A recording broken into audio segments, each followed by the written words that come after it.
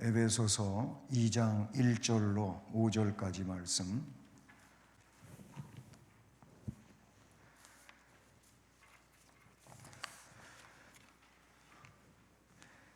말씀을 다 찾으셨으면 우리 함께 에베소서 2장 1절로 5절 같이 봉독하시겠습니다. 그는 허물과 죄로 죽었던 너희를 살리셨도다. 그때에 너희는 그 가운데에서 행하여 이 세상 풍조를 따르고 공중의 권세 잡은 자를 따랐으니 곧 지금 불순종의 아들들 가운데서 역사하는 영이라. 전에는 우리도 다 그 가운데서 우리 육체의 욕심을 따라 지내며 본질상 진노의 자녀이었더니 긍휼이 풍성하신 하나님이 우리를 사랑하신 그 큰 사랑을 인하여 허물과 죄로 죽은 우리를 그리스도와 함께 살리셨고 너희는 은혜로 구원을 받은 것이라. 아멘. 오늘은 전체적인 말씀이 원죄와 본죄에 관한 말씀이죠. 그래서 우리 기독교에서는 죄가 몇 가지입니까? 라고 물어볼 때 죄는 두 가지입니다. 이렇게 답할 수 있는 거예요. 어제도 죄 짓고 오늘도 죄 짓고 또 내일도 죄를 짓고 그러면 죄가 이게 한두 가지냐고, 그게 아니고 기독교에서 죄가 몇 가지입니까? 물을 때에는 바로 이 원죄와 본죄를 두고 두 가지입니다. 이렇게 대답을 하죠. 이 내용은 소요리문답 제 16문서부터 제 20문까지 5문항에 관한 내용입니다. 그 5문항인데 이제 16문은 문제가 이런 겁니다. 따라서 같이 읽어봅니다. 모든 인종은 아담의 첫 범죄 중에 타락하였는가? 이것이 질문입니다. 여기서 모든 인종 그랬는데 결국 이 말은 모든 사람은, 그래서 인종이라고 하면은 세계적인 상태를 말하는 거예요. 그걸 다른 말로 족속이라고도 하잖아요. 그래서 우리는 한민족이라고도 그렇게 말하지 않습니까? 그런 것처럼 히브리 민족, 헬라 민족, 이런 식으로 그런 면에서 볼 때 인종이라고 불려지게 되죠. 그래서 모든 인종은 아담의 첫 범죄 중에 타락하였는가? 아담만 타락했나? 아담 이후의 사람은 괜찮은가? 그런 질문이에요, 이게.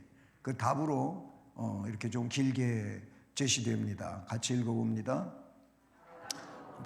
더불어 언약을 세운 것은 저만 위하여 하신 것이 아니요 그 후 자손까지 위하여 하신 것이므로 그로부터 보통 생육법으로 출생하는 인종은 모두 그의 안에 있어서 그의 첫 범죄에 참여하여 그와 함께 타락하였다. 그래서 이게 대표성을 가진다. 지난번에 우리가 공부했던 내용, 아담은 역시 행위 언약에 의해서 대표성을 가지고 있어요.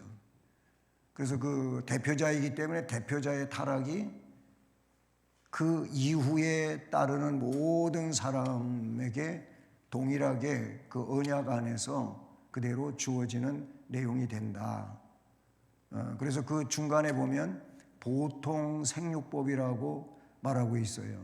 보통 생육법으로 출생하는 인종은, 여기서 보통 생육법이라고 하는 것은 결국 한 남자와 한 여자가 결혼을 해서 그 결혼으로 사랑의 관계 속에서 이제 잉태되어지고 출산되어지는 상황을 이야기하는 거예요.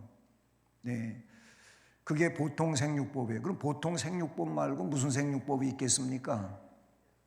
특별 생육법이에요. 특별 생육법. 그럼 특별 생육법에 관계된 것은 뭘까? 그는 예수 그리스도예요. 그래서 우리가 사도신경에서 예수 그리스도에 대한 고백을 할 때, 그에 대한 믿음을 고백할 때 그 외 아들 우리 주 예수 그리스도를 믿사오니 그래 놓고 첫 번째로 오는 게 뭡니까? 성령으로 잉태했다는 거예요. 마리아에게 이제 가브리엘 천사가 찾아가 가지고 기쁨의 소식을 전해주지 않습니까? 근데 그때 마리아에게 아들을 낳을 것을 말해줘요. 깜짝 놀랐죠. 처녀가 잉태를 하고 아이를 낳으면 그 당시에는 돌팔매질 당해갖고 돌에 맞아 죽어야 돼요. 그 뭐 마리아는 이게 청천벽력 같은 소리잖아요. 네? 요셉하고 약혼은 했지만, 정혼은 했지만 뭐 잠자리를 같이 했거나 이런 일이 전혀 없는데 아이를 잉태한다면 뭐 요셉의 애도 아니고 이거 도대체 누구의 애냔 말이죠. 세상적으로 볼 때. 그러니까 깜짝 놀래고 소설아칠 수밖에 없는데 천사 가브리엘을 통하여 지시해 주는 게 너의 잉태된 생명은 보통 생육법이 아니다. 이건 특별 생육법, 성령으로 그렇게 잉태되어진 것이다. 거기서 특별 생육법이 나와요. 그 내용하고는 완전히 성향이 다른 보통 생육법. 한 남자와 한 여자가 결혼해서 그래서 관계를 맺어 아이를 낳는 게 이 보통 생육법이에요. 모든 예수 그리스도 이외의 모든 사람들은 다 보통 생육법으로 태어난 자들입니다. 부모에 의해서 출생되어지고 태어났다. 다 그런 거예요. 무슨 뭐 어떤 신화에 의해 가지고 제가 이제 성씨가 박씨잖아요. 박씨는 그 신화에 박혁거세가 조상이에요. 알 속에 알에서 나온 사람이고. 저는 그걸 안 믿습니다. 그건 신화예요, 신화. 그러니까 그러면 박혁거세도 뭐 특별 생육법이냐, 또 어떤 사람이 그런 신화를 가지고 이야기할 수 있는데 그건 우리가 믿는 믿음의 내용이 아니에요. 그냥 신화예요, 신화. 세상에 학적으로 사람들이 말하는 신화에 지나지 않는다라는 거죠. 이게 어쨌든 16문의 내용이고요. 여기에 따라서 12문이 참조되어져요. 창세기 2장 17절이 근거예요. 고린도전서 15장 21절로 22절이에요. 그래서 보통 생육법으로 출생한 인간은 다 범죄한 죄인이다. 시편 51편 그 말씀에 보면은 그 내용이 잘 나타나고 있다는 사실이죠. 네. 이 12문은 이런 내용이에요. 그 지난 앞부분에서 우리가 공부했던 내용은 사람이 창조함을 받은 본 지위에 있을 때 하나님께서 저를 향하여 섭리하시는 중에 무슨 특별한 작정을 하셨는가 라고 하는 거예요. 그 답으로 하나님께서 사람을 창조하신 후에 완전히 순복하는 것을 조건으로 삼았다는 거예요. 완전히 그 말씀에 순종하는 것을 조건으로 삼아 생명의 언약을 맺었는데 선악을 분별하는 나무의 열매를 먹는 것은 사망의 벌로 금하셨다. 이게 바로 12문의 내용이었던 겁니다. 근데 그 금한 거를 지키질 않은 거지요. 그게 죄다 그런 얘기예요. 지난번에 그랬잖아요. 죄가 뭐라 그랬어요 그때? 하나님의 법을 순종하는데 부족한 거 다 죄라 그랬어요. 또 한 가지가 있었죠. 뭐죠? 그걸 어기는 거, 말씀을 어기는 건 다 죄라 그랬어요. 근데 우리는요, 예수를 구주로 믿고 하나님의 자녀가 됐고 그랬으면서도 여러분 하나님의 법을 어깁니까? 안 어깁니까? 왜 담대하게 말 못해요? 어겨요. 저도 그래요. 하나님의 법을 어길 때가 있어요. 아이, 저 목사는 목사가 돼가지고 하나님의 법을 어기고 산다네. 여러분 그러실랍니까? 저도 죽을 때까지 인성을 잊고 사는 사람으로서 죄의 영향 아래 있는 존재예요. 이게 솔직한 거예요. 그 하나님의 법을 어기는 거 다 죄라 그랬고, 그 법을 순종하는데 부족한 건 다 죄라 그랬어요. 그게 죄예요. 이게 보통 생육법으로 출생한 인간은 다 죄인이다. 성경에 의인은 하나도 없다 그랬어요. 다 죄인이라 그랬어요. 그것도 죄를 물 마시듯이 먹고 마시면서 짓는 게 죄다. 그렇게 말하고 있다는 사실이죠. 자, 그러면서 17문으로 넘어가게 되는데, 17문은 문제를 읽어보세요. 이 타락이 인종으로 하여금 어떠한 지위에 오르게 하였는가? 어떤 상태에 올라가게 했냐? 이 타락한 것이, 타락이 곧 어떤 위치에 있게 했느냐 그 말이에요. 답으로 뭐라고요? 이 타락은 인종으로 하여금 죄와 비참한 처지에 이르게 하였다. 여기에 로마서 5장 12절은 죄악의 자리에 가게 했다. 타락은 죄악의 자리로, 그 말이에요. 예?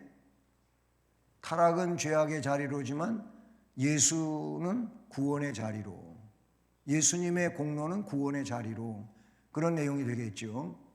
이렇게 죄악의 자리, 타락은 죄악의 자리로 가게 했고, 그 로마서 5장 12절인데, 그러므로 한 사람으로 말미암아 죄가 세상에 들어오고 죄로 말미암아 사망이 들어왔느니 이와 같이 모든 사람이 죄를 지었으므로 사망이 모든 사람에게 이르렀다. 이게 로마서 5장 12절 말씀이에요. 그런가 하면 타락은 어디로? 비참한 처지에 이르게 했어요. 비참한 처지. 갈라디아 3장 10절은 이겁니다.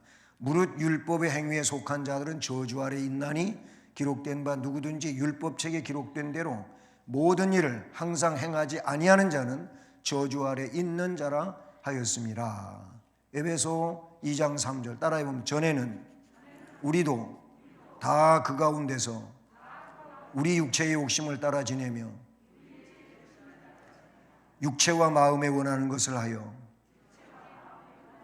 다른 이들과 같이 본질상 진노의 자녀였더니. 네, 우리도 막 육체의 욕심에 빠져가지고 그 욕심을 따라서 지내고, 육체와 또 요 마음 속에 있는 그 마음에 의해 가지고 다른 이들과 같이 본질상 다 진노받을 자녀들이었어요. 우리의 과거는 그런 거예요. 이게 우리의 과거예요.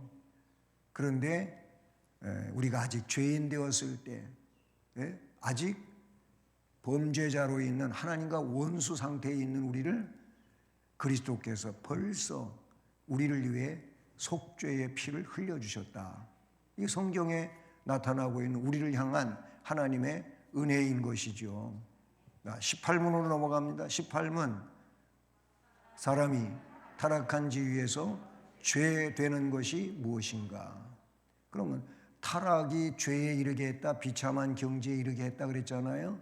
근데 그러면 그런 죄와 비참한 경지에 이른 이 타락한 지위에서 죄가 된다는 게 뭐냐? 그 답으로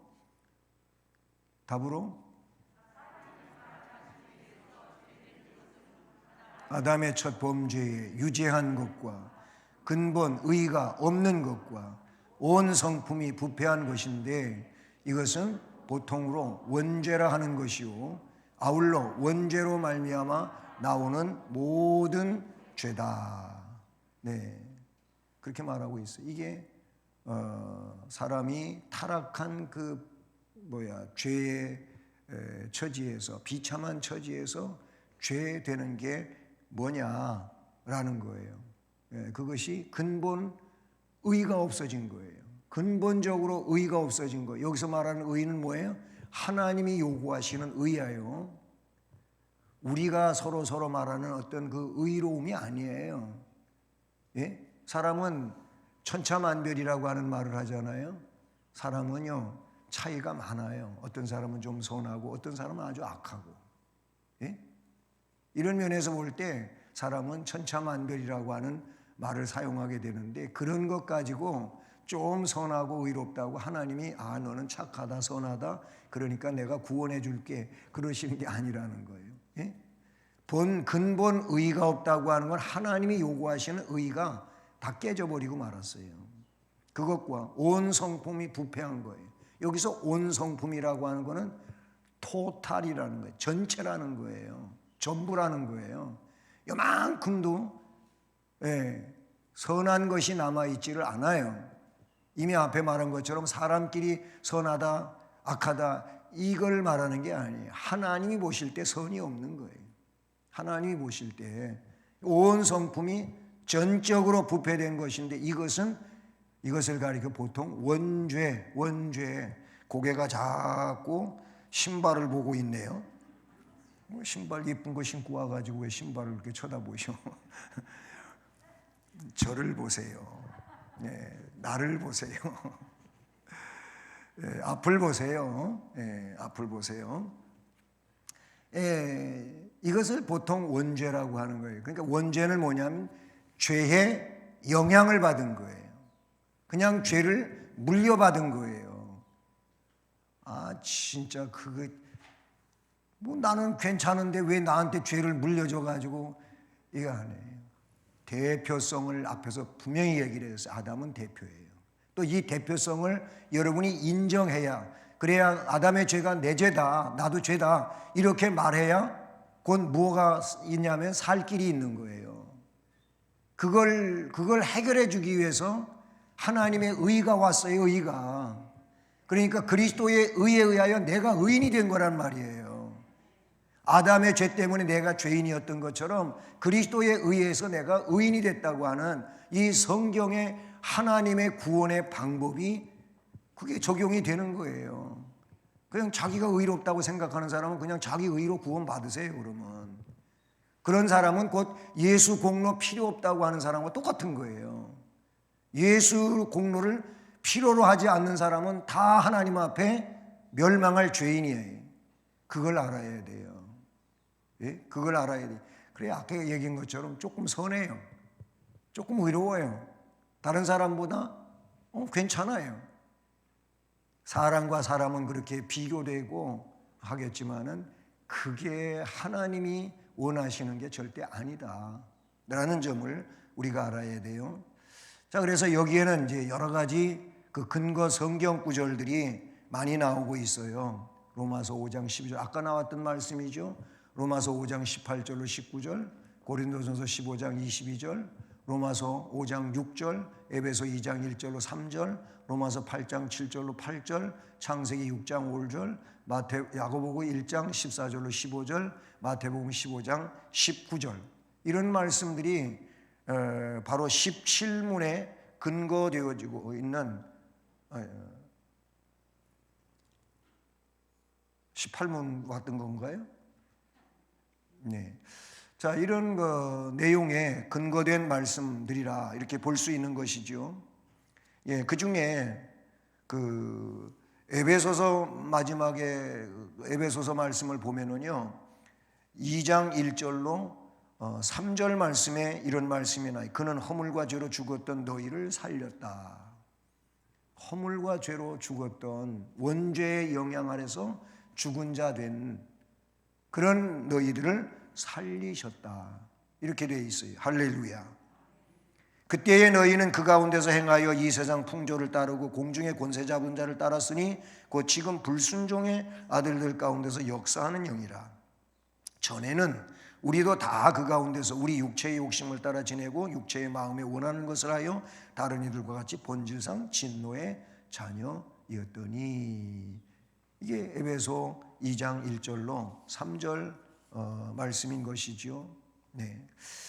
자, 19문으로 넘어가 봅니다. 19문.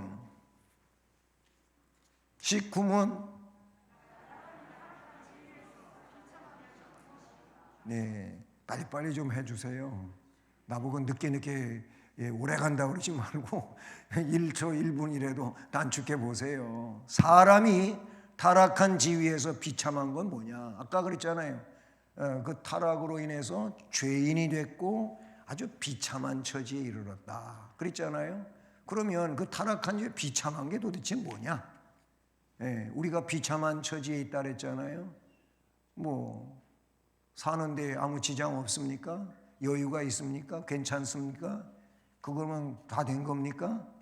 비참한 처지가 아닐 수 있습니까? 그게? 예. 답은 이거예요. 모든 인종이 타락함을 인하여 하나님과 교제가 끊어져 버렸어. 또 그의 진노와 저주 아래 있어 생전의 비참함과 사망과 영원한 지옥의 벌을 받게 되었다. 자, 여기서 중요한 게 뭐냐? 하나님과 교제가 끊어져 버렸어요. 그래서 사망이 있다 그랬죠. 사망이 몇 가지가 있냐? 세 가지가 있다 그랬죠. 그 첫 번째 사망이 뭐라고요? 영적 사망이 있어요. 영적 사망. 그 영적 사망이 뭐냐면 지금 여기에서 일본에서 얘기하고 있는 하나님과 교제가 끊어진 게 영적 사망이에요. 하나님하고 교제가 이어져 있는 게 영적으로 살아있는 거예요. 보세요. 아담과 하와가 타락해가지고 죄인이 되어서 하나님이 쫓아냈어요. 쫓아냈어. 동산 바깥으로 쫓아냈어요. 그리고 거기를 불담으로 둘러가지고 그룹들로 지켜서 생명과에 들어오지 못하게 했습니다. 못하게 했어요. 왜? 생명과 따먹지 못하게 그렇게 했다 그랬어요. 결국 교제가 끊어진 거예요. 예? 교제가 끊어진 거예요. 그러니까 결국 다 죽는 거예요. 죽어서 망하는 거죠. 그런 상황이 된 거예요. 창세기 3장 8절 말씀이 바로 그 내용을 우리에게 가르치고 있는 거예요. 그들이 그날 바람이 불 때 동산에 거시는 여호와 하나님의 소리를 듣고 아담과 그 아내가 여호와 하나님의 낯을 피하여 동산나무 사이에 숨어요. 첫 번째 죄짓고 동산에 쫓겨나기도 전에 가서 숨어버리는 존재가 돼요. 하나님을 피해버리는 존재가 이제 하나님의 생명에서 떨어져 나가는 상황이 된 거죠. 하나님이 결국은 그들의 그 책벌을 물으시고 쫓아내지요. 그러면서 쫓아냄을 받은 이런 인간은 진노와 저주 아래에 있게 됐다. 아까 에베소 2장 1절부터 3절 말씀 읽어드렸는데 그 2절 말씀이 바로 본질상 진노의 자녀가 됐다. 그리고 생애를 살아가는데 모든 비참함이 있어요. 네? 아까 얘기한 것처럼 뭐 부자로 살고 공부도 많이 했고 세상 사는데 아무 문제 없는 것 같고 그런 걸 두고 비참하냐 비참하지 않느냐 그런 걸 따지는 게 아니에요. 인생이라고 하는 자체가 뭐예요? 고난의 연속이에요. 고난의 연속이에요. 물론 그거는 예수를 안 믿어도 그렇고 예수를 믿어도 그래요. 그러나 예수를 믿는 자에게는 고난의 세상이지만 천국의 소망이 그들에게 주어졌어요. 그러나 예수를 구주로 믿지 않는 들에게는 영원한 형벌의 장소로 가고 있는 거예요. 지금은 괜찮은 것 같아도 그리로 지금 가고 있는 거예요. 예? 끌려가고 있는 거예요. 사탄에 의해 가지고 끌려가고 있는 거예요. 그래서 영원한 지옥의 형벌로 떨어집니다. 네? 창세기 2장 17절에 그런 쫓겨남에 대한 이야기의 말씀도 있지요. 그리고 또 나아가서는 마태복음 25장 41절에서 왼편에 있는 자들에게 이르시되 저주를 받은 자들아 나를 떠나 마귀와 그 사자들을 위하여 예비된 영원한 불에 들어가라. 오른편에 있는 자들은 누구들이에요? 주의 사랑을 받은 자로 자신이 깨달음을 가지고 그래서 주님의 명령을 따라서 소외된 자, 어려운 자, 정말 돌봐야 될 사람들 그들을 위해서 사랑을 베풀고 자비로운 삶을 사는 거예요. 이들은 참 겸손해요. 주님께서 상 받을 자들이요 창세로부터 예비된 그 아버지의 나라를 상속받아라 그랬거든요. 그랬더니 우리가 그렇게 한 적이 없는데 그렇게 해서 너무 부끄럽습니다 이래요. 근데 어려운 자들을 위해서 한 것이고 나를 위해서 한 것이다. 그런 말을 하잖아요. 근데 반대 상황이 나요. 왼편에 분리된 그들을 향하여는 영벌에 가라. 이렇게 말하니까 우리가 왜 했는데 안 했냐고 막 그냥 눈 부라리면서 했는데 안 했느냐고 막 이러고 나오는 거예요. 보통 그러잖아요. 교만한 사람들이 그런다니까요. 그때 주님께서 말하잖아요. 어려운 이웃을 향하여 하지 않은 것이 나한테 하지 않은 거다. 그런 말씀을 해요. 여러분, 이 말씀을 우리가 살면서 잘 분별하는 이해가 필요하다고 생각해요. 결국 뭐예요? 내려놓을 줄 알아야 되고 결국 헌신할 줄 알아야 돼요. 나눌 수 있는 사람이 되라는 거예요. 주께서 하신 말씀이. 자, 그리고 마지막 이제 오늘 이 신문이 마지막 문제인데요. 이 신문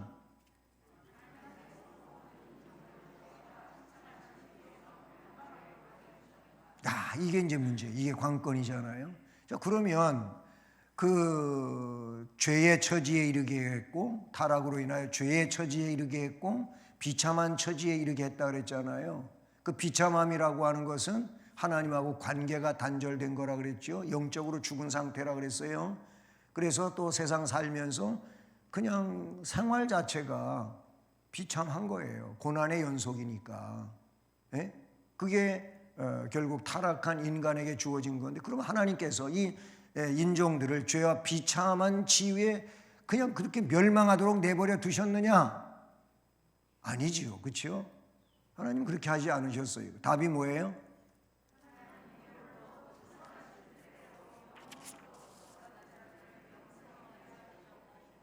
선택하시고 은혜의 언약을 세우사 구속자로 말미암아 저희를 죄와 비참한 지위에서 건져내시고 구원의 자리에 이르게 하려 하셨다. 아멘.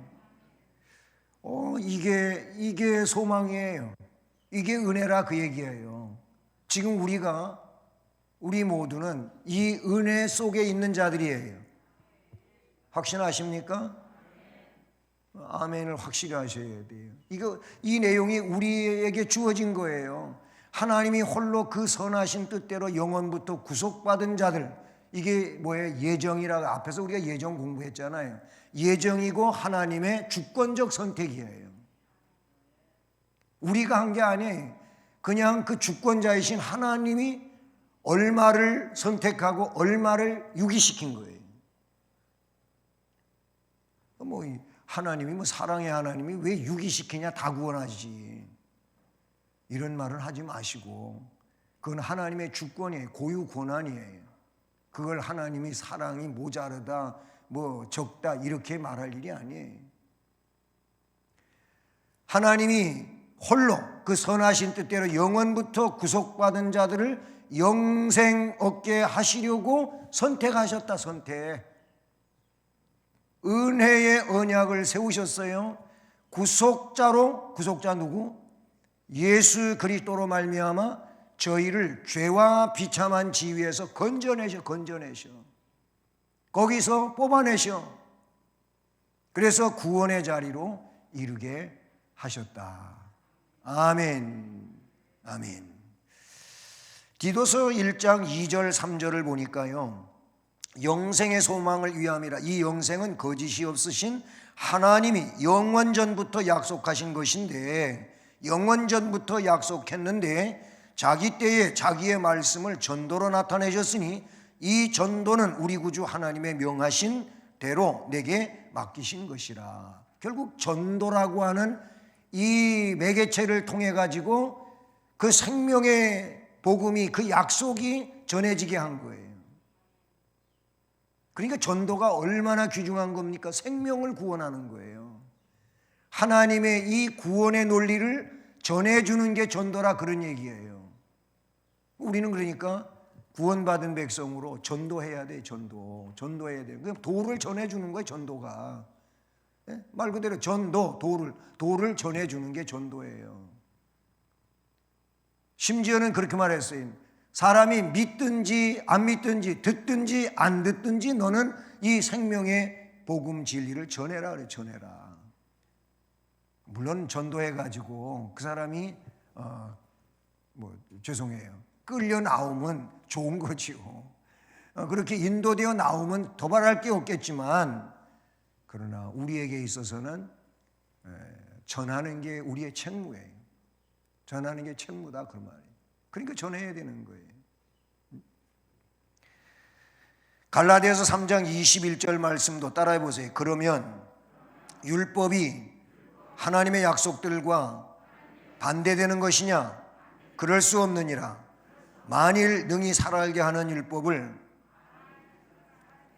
주셨더라면 의가 반드시 율법으로 말미암았으야. 말미암았으리라. 예, 제가 혀가 짧아가지고 끝에 말을 흐려놔가지고 여러분들 흐리게 했는데 그런 거예요. 예, 그래요. 율법의 행위로 그의 앞에 의롭다 하심을 얻을 육체가 없나니 율법으로는 죄를 깨닫게 하는 거예요. 아, 율법을 통해서 하나님 앞에 죄인이구나, 이걸 깨닫게 해가지고 이제 어디에로, 율법의 역할은 죄를 깨닫게 하는 것이고, 죄인이라는 것을 율법을 통해서 깨달았으면 깨달음을 그냥 멈추고 있으면 안 되잖아요. 그래서 율법을 주시고 동시에 뭘 주셨냐면 성막을 주신 거예요. 성막. 성막은 예수 그리스도입니다. 성막은 복음이에요. 예? 그 성막은, 구약의 성막은 뭐예요? 짐승, 죄를 대속하기 위해 짐승을 끌고 가서 제사장한테 주면서, 그래서 그 짐승을 잡아가지고 제사를 드리는 거예요. 사죄받기 위해서. 근데 그게 성막이 예수 그리스도란 말이에요. 예? 죄를 깨달았으면 그 죄를 용서받기 위하여 그리스도의 공로를 필요로 해야 되는 거예요. 우리의 죄를 속죄하기 위하여 제사를 완벽하게 드려주신 분이 예수 그리스도란 말이에요. 히브리서에 보면 아주 이 내용을 너무나도 자세하게 잘 풀어서 말씀해주고 있지 않습니까? 그래서 이제는 율법 외에 하나님의 한 의가 나타났으니 율법과 선지자들에게 증거를 받은 것이라. 곧 예수 그리스도를 믿음으로, 예수 그리스도를 믿음으로 말미암아 모든 믿는 자에게 미치는 하나님의 의인이 차별이 없다. 예수 그리스도의 의를 힘입는 데는, 오늘날로 말하면 미국 시민권을 가지고 있든지, 대한민국 시민권을 가지고 있든지, 아프리카 시민권을 가지고 있든지 상관이 없어요. 피부 색깔을 논하지 않아. 빈부격차를 따지지 않아. 남녀노소도 필요가 없어. 차별이 없다고 하는 그거예요.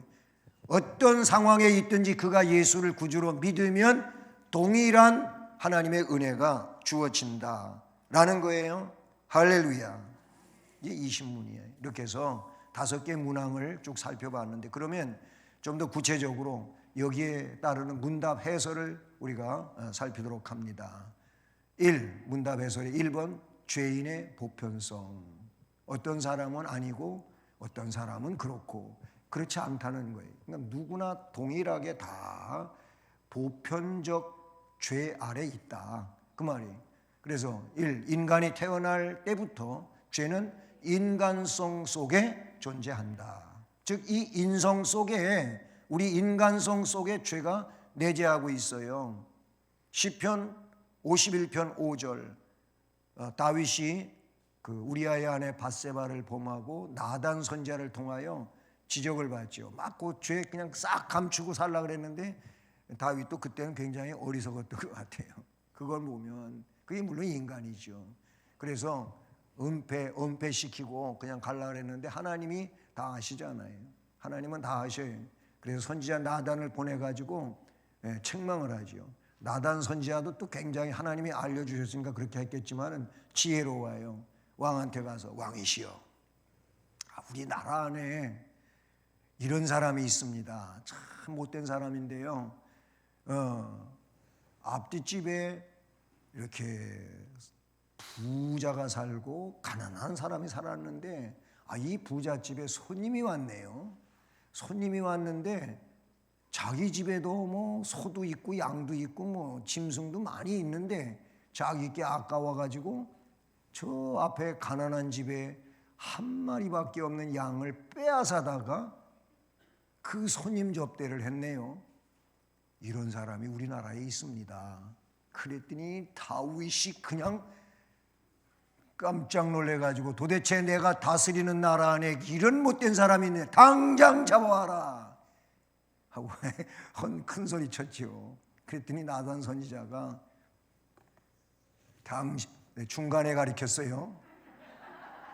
또 나 가리켰다 그러지 마세요. 당신이 그 사람이라고. 중간 가리켰다고 분명히 얘기했어요. 나단 선지자가 그래 놓으니까 다윗이 깜짝 놀라요. 당신이 우리아의 아내를 보내놓고 우리아를 전쟁터에서 죽게 만들고 얼마나 큰 못된 짓을 했는지 아냐고 얘기해 줬어요. 그래서 다윗이 훌륭한 점이 바로 그거예요. 회개해야 할 때는 그냥 즉시 눈물로 침상을 띄우며 회개를 한, 그게 시편 51편이에요. 그때 기록한 시가 그건데 뭐라고 거기 나와요? 내가 죄악 중에 출생하였으며 어머니가 죄 중에서 나를 내가 벌써 생기기도 전에 벌써 나는 죄 중에 잉태된 겁니다. 그 고백을 해요. 그래서 저를 좀 맑게 씻겨달라고, 또 주의 영이 나를 떠나지 않게 해달라고. 사울한테서 주의 영이 떠난 걸 봤거든요. 미친 사람 된 거 봤거든요. 악령이 역사하니까 사울이 미친 짓을 하거든요. 다윗이 수금 타가지고 그거 쫓아내주고 그런 적이 있잖아요. 주의 성령이 떠나면 사울이 그랬던 것처럼 자기도 그렇게 될 것 같잖아요. 그래서 주의 영을 저한테서 거두어 가지 마십시오. 여러분, 주의 영이 여러분을 떠나는 것처럼 무서운 게 없어요. 어쨌든 그 시편 51편 5절 말씀이 그걸 말하고, 시편 14편 4절도 죄악을 행하는 자는 다 무지하냐? 그들이 떡 먹듯이 내 백성을 먹으면서 여호와를 부르지 아니한. 죄를 그렇게 짓고 산다고 말씀하고 있는 거예요. 그래서 따라서 성경은 여러 곳에서 죄의 보편성을 강조하고 있다. 잠언 20장 9절, 전도서 7장 20절, 로마서 3장 10절, 요한일서 1장 8절, 이런 말씀들이 죄의 보편성을 지적하고 있는 내용이에요. 요한일서 1장 8절 보니까 만일 우리가 죄가 없다고 말하면 스스로 속이고 또 진리가 우리 속에 있지 아니할. 내가 죄를 안 지었다 이런 사람이면은 그 사람 속에는 뭐가? 진리가 있는 게 아니다는 거예요. 진리가 없는 사람이나 그런 소리 하지, 진리가 있는 사람이라면 난 죄인입니다, 저를 불쌍히 여겨달라고 한다는 거예요. 네? 이게 죄의 보편성이라는 거예요. 두 번째, 죄의 형벌로서 죽음은 누구에게나 임한다. 그렇잖아요. 어떤 사람에게는 죄의 형벌이 안 임하고 어떤 사람에게는 임하고, 그렇지 않다는 거예요. 누구에게나 죄에 의하여 형벌로서 죽음은 임한다 라는 겁니다. 어린이아이까지도 죽는다고 하는 것은 그 결과의 원인이 되는 죄의 보편성을 교훈하고 있다, 그런 얘기죠.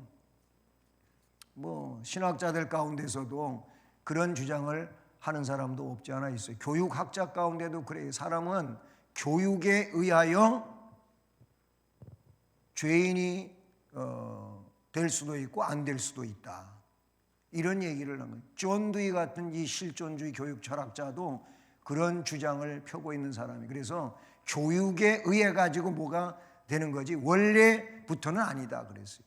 태어날 때는 그냥 중성 상태로 태어나지만 태어나 가지고 그렇다는 거예요. 달라진다는 거예요. 그거 아닙니다. 이미 앞에 시편 51편 말씀 가지고 얘기했지만 벌써 우리가 태어나기도 전에 우리에게는 죄성이 있었단 말이에요. 죄성이 있어요. 그 결과의 원인이 되는 것은 죄의 보편성을 교훈한다 라고 말씀하고 있어요. 로마서 6장 23절, 너무 잘 아는 말씀이죠. 따라서 하면 죄의 삭은 사망이요, 하나님의 은사는 그리스도 예수 우리 주 안에 있는 영생이니라. 죄의 값은 사망이지만 그러나 그리스도 예수 안에 있는 자들에게는 영생이 주어진 내용이라고 말씀하고 있지 않습니까? 죄값은 사망이에요. 참으로 모든 인간은 죄 아래에 있다. 인정하십니까? 네. 한 3분의 1만 아멘 하신 것 같아요. 누구나 다 죄인이에요. 죄 아래에 있어요. 응? 로마서 3장 9절, 로마서 3장 23절, 예, 이 말씀들이 그걸 말해주고 있어요. 로마서 3장 23절은 이런 말입니다. 모든 사람이 죄를 범하였으며 하나님의 영광에 이르지 못하더니. 여기서 모든 사람이라는 거예요. 예? 한 사람도 빼놓을 수가 없어요. 다 그 영향 아래 있다라는 겁니다. 예. 그래서 때문에 누구나 그리스도 안에 있는 속죄를 필요로 하는 거예요. 예? 그리스도의 공로를 힘입어야 될 사람은 모든 사람이지 어떤 사람은 제외되어 있지 않다라는 거예요. 그러면 그리스도의 복음이 전파되기 전에 살았던 사람들은 어떻게 되는 겁니까? 이런 얘기를 누가 물어봐요. 궁금하지요, 그렇죠? 그렇잖아요. 복음이 전해지기도 않아서 뭐 믿지 못했는데 그런 사람은 그냥 자동 유기, 폐기되느냐 궁금하잖아요. 그거를 답으로 이야기해 주는 게 로마서 1장에 나오고 있어요. 로마서 1장 잘 읽어보세요. 제가 답은 이야기 안 할게요. 거기 보면 나와요. 그 양심이라고 하는 내용이 나와요. 양심의 법정에서 그거는 하나님이 하실 일이지 우리가 왈가불가할 일은 아니다라는 거예요. 하여튼 로마서 1장 읽어보세요. 답이 거기 나와요. 네 번째, 죄는 뭐라고요? 불법이라 그랬어요. 요한 1서 3장 4절 뭐냐? 죄를 짓는 자마다 불법을 행하니 죄는 불법이라. 불법이라. 불법을 행하는 자들아 다 내게서 떠나가라. 마태복음 7장에 나오는 말씀인데 불법은 우리 주님과 함께하지 못합니다. 꼭 기억하십시오. 죄는 불법이고 그 다음에 요한일서 5장 7절 17절 보니까 죄는 불의요 그랬어요. 그리고 불신앙이다. 불신앙이라 했어요. 예? 그런데 아담으로부터 내려온 죄를 뭐라고 한다고요? 원죄라고 하고 인간이면 누구나 범하는 죄를 본죄라고 한다. 본죄를 다른 말로는 자범죄라고도 해요. 자범죄. 자범이 뭐예요? 스스로 범죄하는 거. 내가 스스로 범죄하는 걸 자범죄라 해요. 이거는 본인이 지은 죄니까 본죄예요. 본인의 죄란 말이죠. 이런 면으로 원죄와 본죄를 분리하지요. 근데 원죄는 언제 용서되어집니까? 오늘도 회개하고 내일도 회개하고 모레도 회개해야 원죄가 용서되는 게 아니고 원죄는 예수 그리스도가 나의 구세주라고 하는 것을 진실하게 고백할 때 그 원죄는 다 없어지는 거예요. 본죄는 그럼 어느 때 없어지는 겁니까? 매일매일 회개할 때 없어지는 거예요. 그러니까 여러분 회개하지 않으면 그 죄는 그냥 남아있는 거예요. 그래서 성경에 물두멍에 물을 떠다가 노출된 부분을 씻어야 성막 안에서의 생활이 유지돼요. 물두멍에 물을 길어다가 보면 그 물두멍에 물을 조금 퍼가지고 대야에 놔서 거기 씻잖아요. 손을 씻고 발을 씻고 씻어요. 노출된 부분이라고 했어요. 예수님이 세족식을 하지요. 예? 대에 물을 떠다 놓고 수건을 허리에 두르시고 제자의 발을 씻기시는데 베드로 차례가 됐습니다. 베드로가 절대로 못한다고 그러지요. 그때 예수님이 뭐라고 말씀하십니까? 내가 네 발을 씻기지 않으면 너하고 나하고 상관이 없다 그래요. 그러니까 베드로가 또 넘치지요. 항상 베드로는 넘쳐. 뭐라 그럽니까? 뭐라 그래? 그러면 뭐 발만 씻겨줄 게 아니라 목욕 시켜주세요 그랬다니까. 그러니까 예수님이 또 한 방 먹여. 뭐라고 먹여? 이미 목욕한 사람은 발만 씻으면 되는 거야 그래요.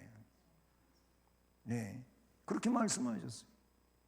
거기 목욕한 존재가 나온 거는 우리는 근본적으로 예수에 의하여 죄 씻음을 받은 자들인데, 그런데 발만 씻으면 된다고 하는 건 뭐냐면 매일매일 살면서 내가 지은 죄들은 씻어야 된다는 거예요.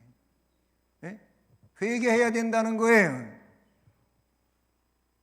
회개 안 하고 며칠씩 그냥 묵혀두었다가 잊어먹어버려. 나중에 붕해 때, 요즘 붕해도 잘 안 하지만은 도매금으로 다 한꺼번에 하랍니까? 아니에요. 그때 하라고 성경은 말씀하고 있어요. 그리고 그거를 깨닫고 성령에 의하여 깨닫고 회개할 줄 아는 것이 이게 은혜고 복인 줄로 믿습니다. 이게 깨닫지를 못하는 사람, 이게 회개할 죄인지 아닌지도 몰라. 그런 것도 분별을 못해가지고 그냥 지나가 버리는 거예요. 그냥 사랑의 하나님이니까. 천만에 공의의 하나님이시기도 하시다는 것을 기억하십시오. 예? 이렇게 해서 원죄와 본죄가 분리되어지는데, 그러면 원죄의 본질이 뭐냐? 모든 인간은 아담의 타락 후 죄의 신분 상태, 그 상태에서 태어나게 된다.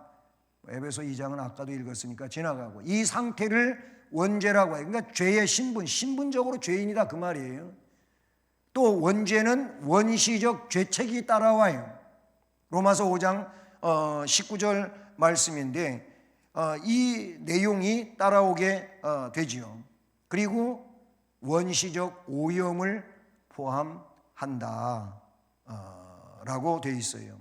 그 로마서 5장 19절은 한 사람이 순종하지 아니함으로 많은 사람이 죄인 된 것 같이 한 사람의 순종하심은 많은 사람이 의인이 됐다.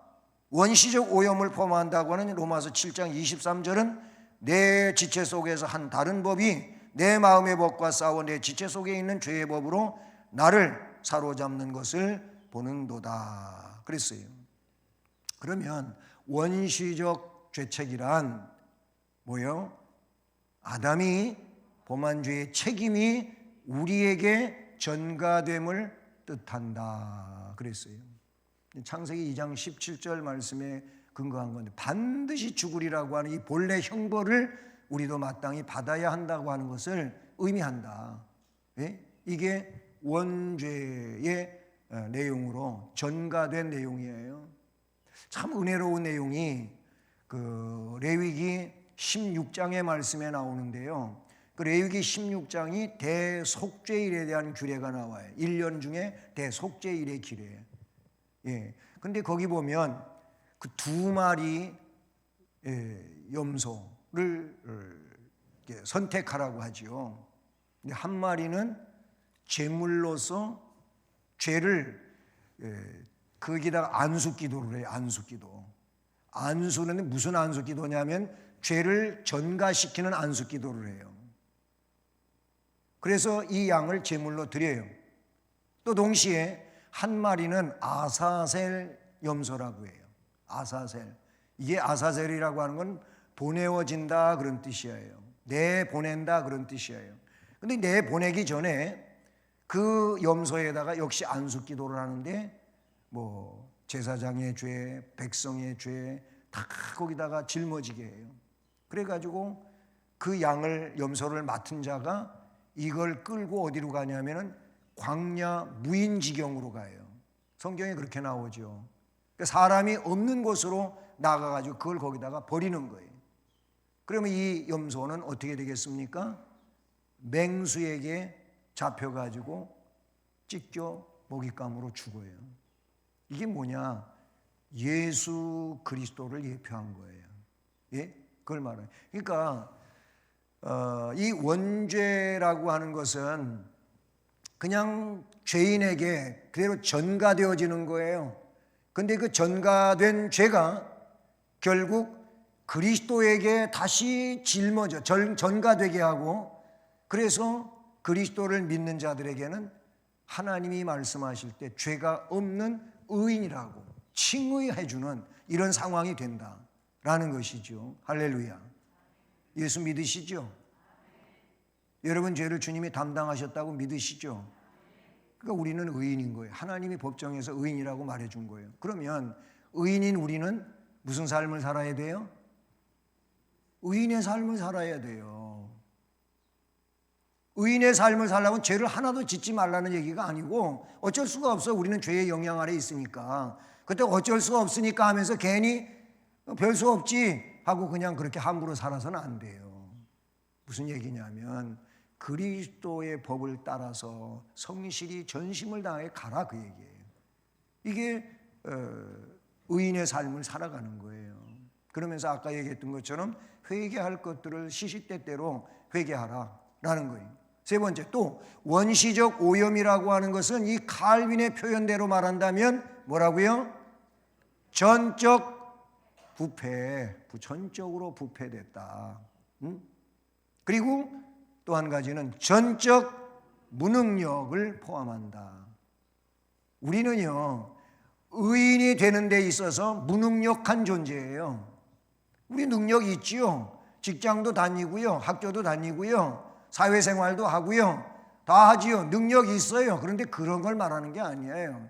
하나님 앞에 서는 데 있어서 우리는 무능력한 존재인데 그리스도에 의하여 능력 있는 존재가 된 거예요.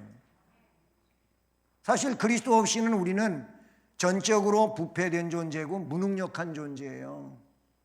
세상 사람들 보세요. 하나님 앞에 이르는 의가 전혀 없어요.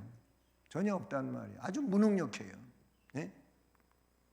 그러면 본죄의 본질, 아까 지금 이제 원죄의 본질을 지금 공부한 거고요. 본죄는 외부적 행위에서 되는 죄와 원죄에서 나오는 모든 의식적 사고 및 의지를 의미한다. 곧 본죄는 외부적 생활의 죄이며 내부적 생활의 죄이기도 하다. 이렇게 볼 수 있어요. 자, 그러면 여기서 그 외부적 생활의 죄란 괄호 안에 있는 대로 사기, 도적, 살인, 간음이에요. 이것도 여러분 꼭 나는 살인 안 했으니까, 간음 안 했으니까, 그게 아니에요. 예수님 말씀을 보세요. 형제에 대하여 벌써 미움을 부리는 자는 살인자다 그랬어요.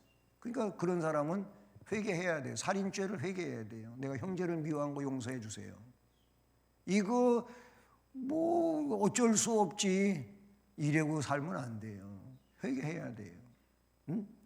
간음, 형제에 대하여 자매에 대해 음욕을 품는 거 벌써 이 사람은 간음죄 지은 거라 그랬어요. 그러면 그것도 회개할 그것도 회개할 내용이지 그냥 사람이니까 그럴 수 있지 이러고 지나갈 일이 아니다 그런 얘기. 그러니까 매일 회개할 게 뭐가 없어요. 맨날 회개할 게 쌓여. 그 다음에 내부적 생활의 죄는 뭐예요? 교만, 질투, 살의, 음욕 등이라는 거예요. 교만하면서도 나는 교만하지 않다고 하는 것처럼 교만이 없고, 이런 사람은 씻을 길이 없어. 해결할 길이 없어. 내가 그래도 난 좀 교만한 데가 있다. 이러면 그래도 회개할 기회가 있고 하지만은 나는 교만한 게 없다는 거예요. 나같이 겸손한 사람이 어디 있냐고 그러면 이거 구제불능이야. 구제불능이라고. 은근히 사람들 앞에 좀 내가 괜찮은 존재같이 생각하는 것도 교만이에요. 교만. 칭찬받을 때 조심해야 돼요. 예? 남보다 내가 좀 낫지 이럴 때 조심해야 돼.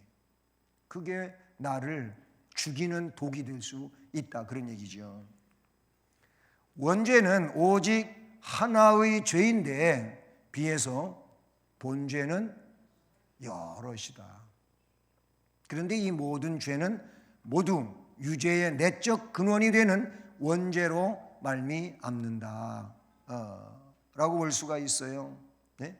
곧 죄를 범하기 때문에 죄인이라기보다 죄인이기 때문에 죄를 범한다. 이 마지막 문장이 굉장히 중요한 거예요.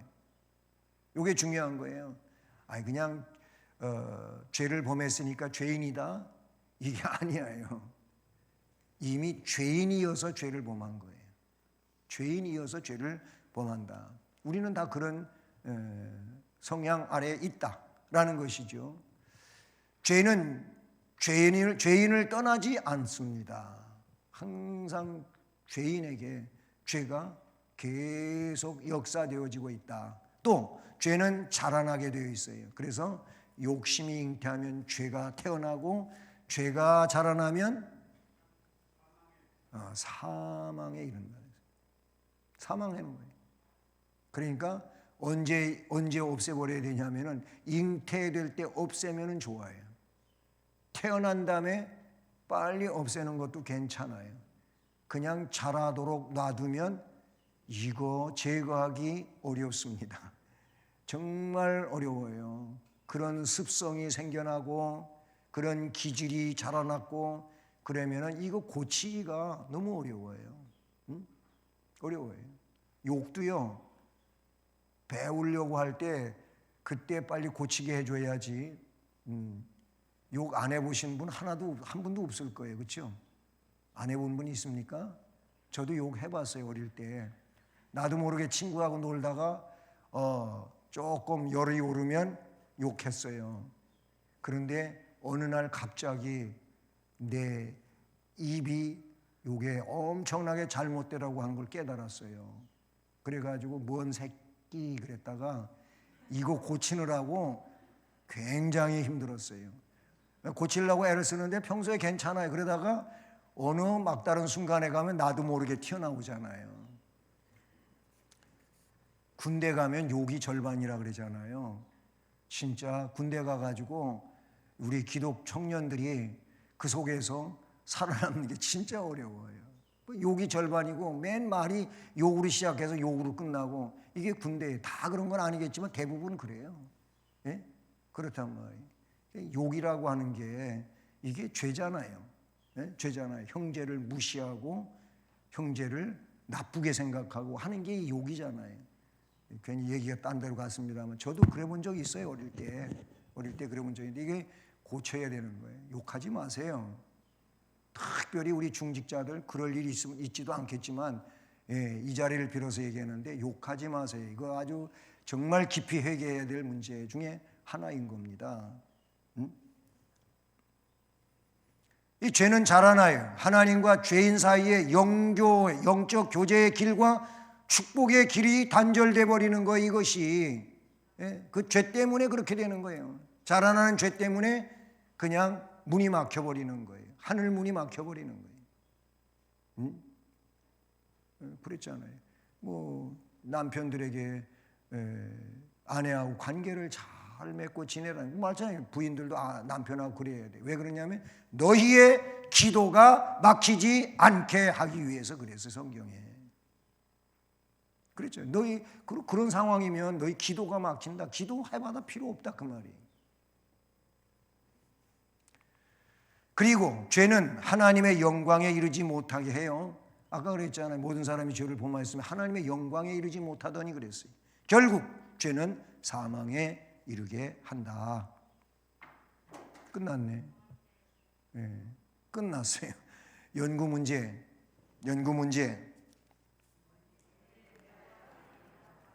원죄에 대하여 연구 좀 해보세요. 본죄에 대하여 연구해 보십시오.